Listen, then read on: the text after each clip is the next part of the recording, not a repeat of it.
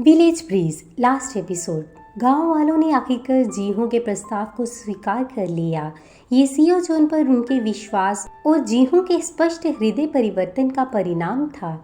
जीहू ने सियोल में अपनी सीईओ की कुर्सी छोड़ दी, जिससे कारपोरेट जगत में हलचल मच गई। उसने अपनी शेयर और संपत्ति का एक बड़ा हिस्सा अपने नए हर्बल कंजर्वेशन सेंटर को समर्पित कर दिया। अब उसका जीवन शहर के चमकीले बोर्डरूम से निकलकर गांव की हरी भरी पहाड़ियों और मिट्टी की खुशबू में बदल गया था। वह हर सुबह सीओ योन के साथ जंगल जाता, जड़ी बूटियां इकट्ठा करता और उन्हें व्यवस्थित रूप में उगाने के नए तरीके सीखता। एक दोपहर जीहू अपने हनोक के आंगन में बैठा था। सीओ योन उसके लिए चाय लेकर आई। आप खुश हैं जीहू? सीओ योन ने पूछा।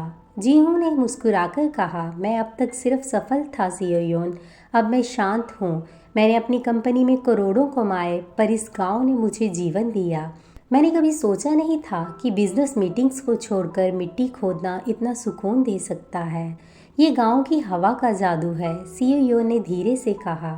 जीहू ने उसका हाथ पकड़ा। नहीं, ये तुम्हारा जादू है।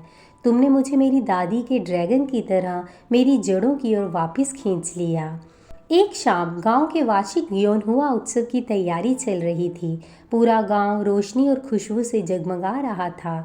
जीहू और सीओ योन झरने के पास खड़े थे, जहां वे पहली बार मिले थे। जीहू ने जेब से एक लकड़ी का ड्रैगन टुकड़ा निकाला। जब मैं पहली बार इस टुकड़े को भूल गया था तो मैं वापस आया। जब तुम इसे वापस नहीं कर रही थी तो मुझे यहाँ रुकना पड़ा। ये टुकड़ा हमेशा हमें जोड़ता रहा, जीहू ने कहा। हाँ, सीओ योन ने कहा। ये शहर की चमक और गांव की मिट्टी के बीच का पुल बन गया था। जीहू ने गहरी सांस ली और सीओ योन की आंखों में देखा। सीओ योन, मेरा शहर का जीवन अब बीत चुका है। मेरा भविष्य यही है, इस गांव में, इस मिट्टी में और तुम्हारे साथ। मैं तुम्हें जीवन साथी के रूप में चाहता हूँ। क्या तुम मेरी पार्टनर बनोगी? न सिर्फ इस संरक्षण केंद्र में, बल्कि जीवन भर के लिए। सीओ योन की आंखें खुशी से भर आई। उसने हाँ कहने के बजाय जीहू के हाथ से वे ड्रैगन का टुकड़ा लिया और उसे अपनी गले की चेन में पिरो लिया।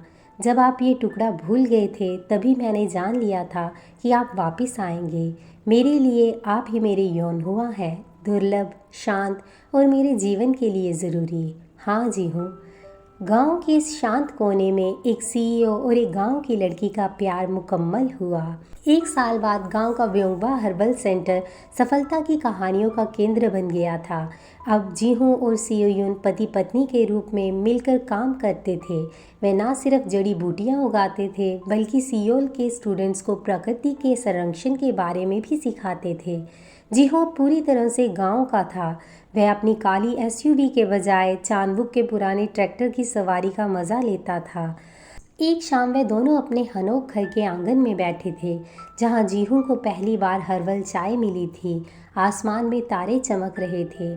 सोचा था कि यहाँ का जीवन बहुत धीमा होगा, जीहू ने कहा। सीओ योन ने जीहू के कंधे पर सिर रखा। प्यार कभी धीमा नहीं होता जीहू, ये सिर्फ गहरा होता जाता है।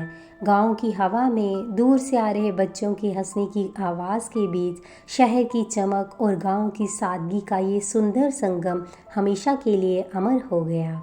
आपको हमारी कहानी कैसी लगी, हमें कमेंट करके ज़रूर बताएं और ऐसी ही खूबसूरत कहानियों के लिए बने रहें हमारे साथ। Bye bye.